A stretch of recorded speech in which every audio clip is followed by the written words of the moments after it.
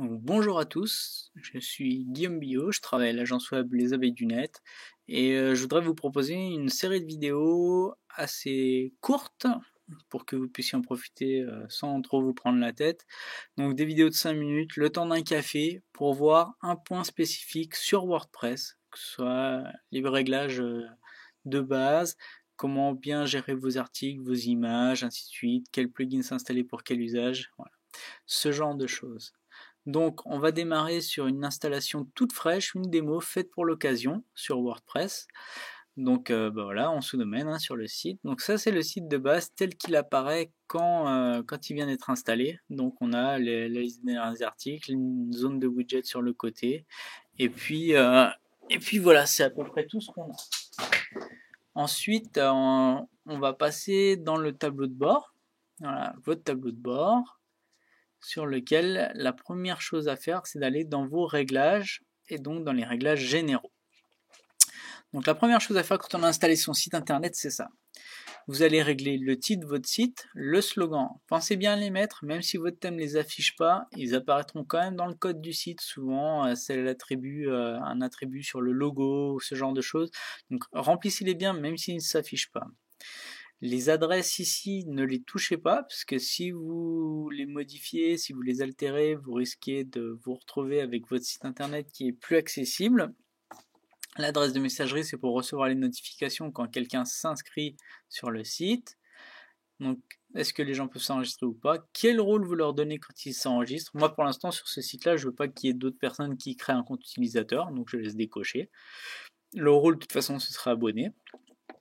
Fuseau horaire, c'est toujours pratique pour afficher l'heure correctement. Le format de la date, je vous conseille d'utiliser celui-là pour éviter d'avoir des noms de mois qui apparaissent partout sur votre site. Uniquement les chiffres avec les petits slash, c'est très suffisant pour avoir la date. Ça évite bien des problèmes ensuite pour ceux qui veulent s'intéresser un peu plus au référencement. De base, mettez ça, vous êtes tranquille. Voilà. Et l'heure, pareil, le petit format sans les lettres, voilà, 22h02 comme ça. Début de semaine, lundi, langage du site français. Pensez à enregistrer. Donc rapidement, on passe à l'écriture. Donc là-dessus, je ne touche rien. Pour l'instant, le site vient d'être installé, donc il n'y a pas de catégorie d'articles de créer. Donc pour l'instant, c'est les catégories non classées. Et là, c'est par défaut. N'y touchez pas. Ça, c'est pour publier des articles en envoyant directement un email. Je vous conseille pas de l'utiliser. D'ailleurs, c'est pas super utile. Voilà. De toute façon, il vaut mieux aller sur son site pour écrire correctement ses articles, bien régler la mise en page et tout ça. Donc, publier depuis un email, c'est pas d'une grande utilité. Là, c'est pour afficher les options de lecture, c'est-à-dire sur quelle page les gens visualisent quand ils arrivent à l'accueil de votre site. Donc là, pour le coup, c'est les derniers articles, puisque de base, c'est ce que propose WordPress, vu que c'était fait pour faire des blogs. Bon, à la place, on va lui demander d'afficher une page statique et on va choisir la page d'exemple puisqu'on n'a que celle-là sur le site. Les pages doivent afficher au plus 10 articles. Voilà, c'est pas la peine d'en mettre plus. On peut même en mettre moins si on veut. Le flux de syndication, donc les flux RSS, afficher au moins les 10 derniers éléments. On va leur dire de mettre que l'extrait. Et là, on a la possibilité de demander au moteur de recherche de ne pas indexer le site. Ce serait dommage si vous faites un site, c'est pour qu'il soit lu, a priori. Demander à ce qu'il soit pas indexé, ça entre que dans quelques rares cas de figure, par exemple un site uniquement pour des gens qui seraient inscrits, genre un extranet. Voilà, un extranet, il faut un login et un mot de passe pour rentrer dessus, et puis une fois dessus, vous avez accès au contenu. Voilà, donc là à ce moment-là, c'est intéressant de demander au moteur de recherche de ne pas l'indexer. Et encore, c'est pas dit quoi. Vous avez tout intérêt à ce que les gens, quand ils tapent le nom de votre extranet, ils tombent dessus dans les moteurs de recherche.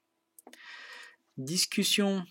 Donc là, c'est les réglages pour les commentaires en dessous des articles et même des pages dans certains cas. Donc vous avez la possibilité de régler la façon dont les articles vont être publiés ou pas et comment est-ce que ça va se passer. Donc vous allez découvrir assez rapidement qu'il vaut mieux bien régler ça correctement parce que vous allez avoir des programmes qui vont essayer de déposer des commentaires sur le site, alors, généralement en anglais, avec des liens vers des sites de vente plus ou moins douteux.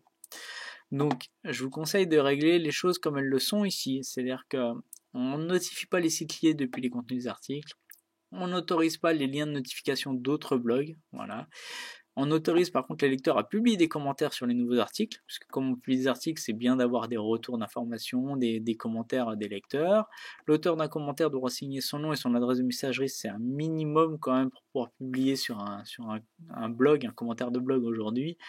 L'utilisateur de t'enregistrer et connecter, ça c'est un peu trop restrictif, surtout si vous n'avez pas coché au début la case comme quoi les gens peuvent s'enregistrer, du coup personne ne pourra commenter. Fermer les commentaires après 14 jours, c'est pas très judicieux non plus. Laisser des commentaires imbriqués jusqu'à 5 niveaux, 5 niveaux c'est quand même beaucoup.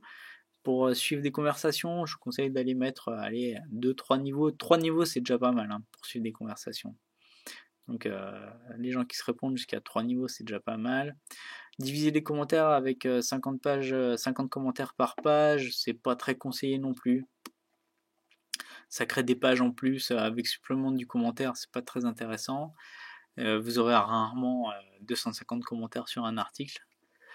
Voilà. M'envoyer un message lorsqu'un nouveau commentaire est publié, c'est pas nécessaire. Lorsqu'un commentaire est en attente de modération, oui, parce que vous allez les valider manuellement, le commentaire doit être privé manuellement. Donc ça vous permet vraiment de filtrer tous les commentaires, on va dire, créés par des robots, donc qui ne servent strictement à rien si ce n'est qu'à planter des liens sur votre site. Et puis si jamais vous avez des trolls professionnels qui passent sur votre site, voilà, ça évite que leurs commentaires soient publiés et lus tous à moins que vous puissiez les supprimer, quoi. Moi je vous conseille de cocher ça. Et ça je vous le déconseille aussi parce que vous pouvez très bien avoir quelqu'un qui met 2-3 commentaires normaux et puis vous laissez la porte ouverte et 2 mois après il revient et il vous troll le site. Donc voilà, faut savoir qu'il y a des professionnels pour ça. Voilà, modération des commentaires. Donc là, il y a plein de règles que vous pouvez établir, une liste de mots-clés, des listes noires pour les commentaires, avec des IP, des mots-clés, des adresses, ce genre de choses. Les avatars, donc c'est ce qui apparaît en face de chaque petit commentaire. Donc c'est fonction de l'adresse web, l'adresse mail de la personne. Donc si elle a un gravatar lié à son adresse email, ce sera lui qui sera affiché. Sinon, ce sera personne mystère dans ce cas-là. Voilà. Sinon, ça permet de générer des petits personnages, mais c'est pas super intéressant non plus. On enregistre. Les médias, donc ça vous permet de gérer la taille des images sur votre site. Voilà, de base, là c'est 300-300 et là c'est 1024-1024. Moi j'ai remodifié, c'est fonction de votre thème, c'est pour que ça s'affiche bien. Parce que quand vous allez insérer votre image sur le site, vous allez pouvoir choisir les différentes tailles que vous avez pré-rentrées ici ou la taille originale de l'image que vous avez envoyée. Donc à vous de choisir des images qui s'incluent bien sur le site, quoi. Et on lui demande d'organiser les fichiers en dossier mensuel et annuel. Ça c'est beaucoup plus facile pour retrouver vos photos sur le serveur plus tard. Et les permaliens, donc là on est vraiment dans l'adresse web quand on va créer une page, un article et tout ça. Donc je vous conseille d'utiliser celle-là parce qu'elle a l'avantage d'être explicite. On a bien le nom de l'article, donc à condition de choisir un nom qui soit explicite. Si vous mettez n'importe quoi, c'est sûr qu'on ne saura pas de quoi ça va parler. Les slugs comme ça, tout ce qui est ajout de date, année, jour, archive, des mots-clés placés là-dedans, enfin tout ça il faut éviter. Ça sert strictement à rien, ça prend de la place, ça rallonge l'URL, elle devient absolument incompréhensible à la fin et les gens ne pourront pas la retaper.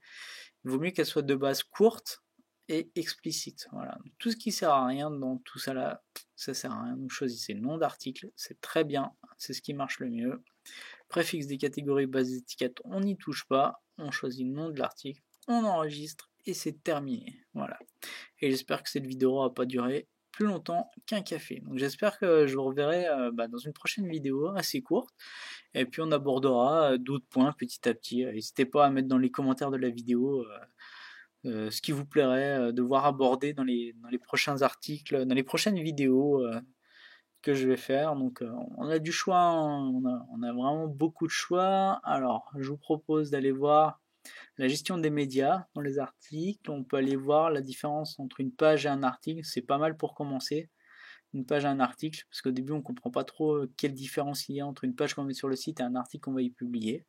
Les catégories, les étiquettes, comment bien les utiliser. Alors, les catégories, généralement je comprends bien, les étiquettes un peu moins. Comment vous allez gérer vos commentaires, qu'est-ce qu'il y a d'autre, les différentes extensions, comment ça fonctionne, les widgets, comment ça fonctionne, l'apparence, les menus, la gestion des menus. Donc on a vraiment beaucoup de choix pour les prochaines vidéos, je pense qu'on aura l'occasion de se revoir. Voilà, donc c'était Guillaume Bio pour